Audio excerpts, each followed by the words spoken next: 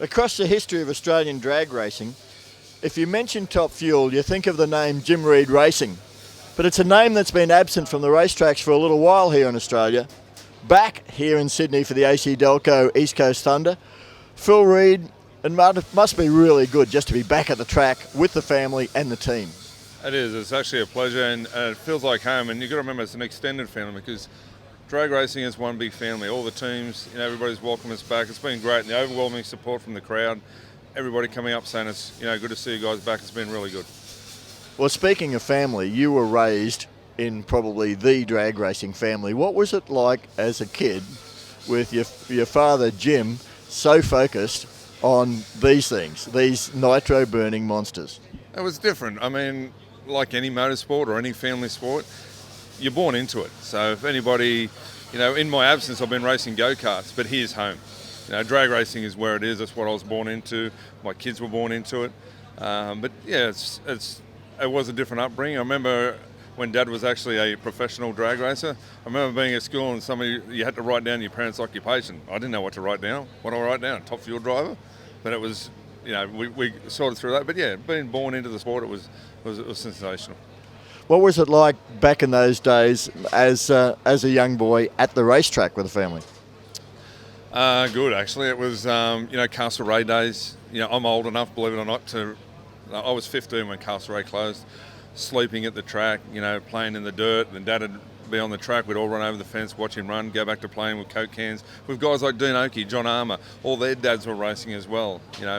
You come here today and all those guys my dad used to race against are still involved in the sport, either helping or crewing or, things like that. So, but yeah, growing up in the sport was different. There, Surfers Paradise, just the great times. Staying on the Gold Coast, going 20 minutes to the racetrack, racing and going back to the beach the next morning. So not like Willowbank now, it's a little bit far. So, but yeah, it was a good time. Well, you and your brother Bruce are obviously in the pits in those days, coming up, getting older, more involved with the car. Bruce has ended up with that passion for the technical side of it as a crew chief and spent a lot of time in the US. Did you always think that you wanted to be behind the wheel? Yeah, I always thought I did. And Bruce built what's called it was a mini funny car, racing modified, and he drove. He drove for about 3 race minutes. But when you're in that car, you're relying on everyone around you, and Bruce is a bit of a control freak. So him calling the shots suits him a lot better. He drove that car and it was like, whoa, I don't like this, because he's talking to me through the helmet. Is this done? Is that done? Is this done? Is that done? You got to rely on these guys, and I've got the best guys in the pit area at the moment. And yeah, so for him, it fits, and it was good for me because it worked out. I get to drive. So it sounds like you trust him immensely, but he didn't trust you.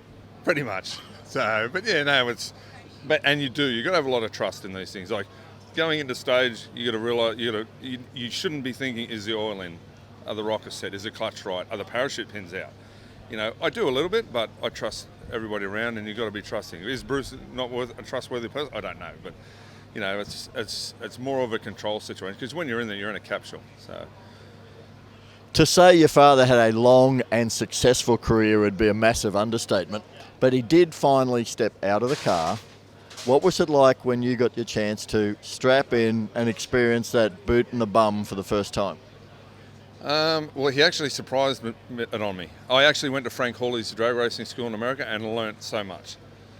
Mike Dunn gave me some great advice. He said, go there. He said, don't listen to your father. He'll teach you all his bad habits, even though he's got really good ones. And then we were actually here one day testing, and we had an issue, and I was all ready. We were going to do it probably 2 weeks later, and Bruce and Rob Cavernino, who was crewing with us at the time, said, we want to do a 60-foot pass. So one of them must have said to Dad, why don't you put Phil in it? So I'm working on the car, he comes out, he goes, you're doing the next run, like that. And I'm like, it was without swearing, I was pretty nervous, but yeah, did I need a nappy? No, maybe afterwards, but yeah, it was, he surprised on me, and it was good. I went out there, the car actually had an issue, which they thought I caused, but turned out I was, so for the half hour after, I'm thinking, I've done wrong. But then we found there was an issue with the fuel pump because it didn't go to the high side. But yeah, I did everything right and he was happy, and then we progressed from there. And then after the winters that year, he just said, that's it, I'm done. We never actually said after the winters you'll be driving. He just come up after the Winter Nationals at Willowbank. I think he won the championship that year, and he just come up, he said, that's it, I'm done, I'm finished. So it was good. What about the sensation? You say the first 60 that didn't go on the high side, so it didn't make the power it should. End of story, clearly. But what about the first time, the launch, and it did work? The Gforces, was that a surprise on just how hard they hit? It was, and everybody I spoke to, like, I can't explain it to you what it'd be like. I would ask all the other drivers, I asked Pommy Steve Reed, I asked Dobbo, I asked all the guys at the time, what's it like? They're like, we can't really explain it. Dobbo tried to explain it, but that was Dobbo. It was like just a different explanation, but it was, you couldn't explain it. You step on the throttle of one of these and it's just, basically it's all hell breaks loose. So, but as time goes on, you get used to it. So, and I was like, I won't deny, I was a little bit, not nervous yesterday, I was a little bit, is it going to grab me like it did, 10 years ago when I started driving it? I did a little bit, but not that much. So. You won a number of championships. How many in the end so far? So far, I'll say. We went 3 in a row. So the first year, I think we finished 3rd or 4th. Then we won the following 3 years in a row, which the only other guy who ever did that before me was Dad. So that was a good thing. And then Martin Stamatis in our sister car, he won the next championship. I got runner-up to him. And then after that, obviously we lost the corporate backing that we had. So we ran a limited schedule, and then, we just couldn't afford to do it anymore because these things aren't cheap to run. In that period of success, is there one highlight that stands out in all of those top fuel events? Probably the first in the 450 zone in this car. And to do it in front of the Americans, like the late Scott Coletta was here then with Jim Oberhofer, and they were actually racing with us at the time. To do it in front of them, I mean, Scott did come out later on that night and go a lot faster than us, but we were the first to do it. And to do it in front of them, and it sort of lifted our level of being accepted into their level more, because they gave us a little bit of advice, but in the end Bruce called the shots. I drove the car, and Jim Oberhofer was very, very happy for us that we did it.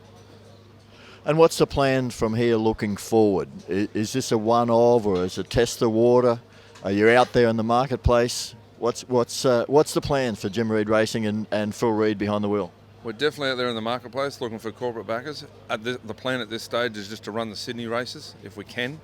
We'll probably run January as well. We've got enough funding. We've got a little bit of backing off McDonald's for this race meeting. Santo Rapasado's helped us out a bit. But if we can get enough corporate backing, we'll be back there in the championship. Top Fuel now, you won some championships. We look back there, the highlights were the 450s. But we got 9 cars here this weekend. We've had 9 cars before, but I don't think we've ever had 9 cars of the performance potential of these. And not only that, the proven performance figures. Yeah, that's correct. The bar in probably the last 12 months has been lifted, which is also what's excited us to come back. After we went away for a while, if it wasn't for Santo Rapassada, the sport, the actual bracket would have been lacking a little bit. So he's virtually supported it, and it's made everybody step up again. It's sort of similar to when we bought a Coletta car, he bought a Coletta car.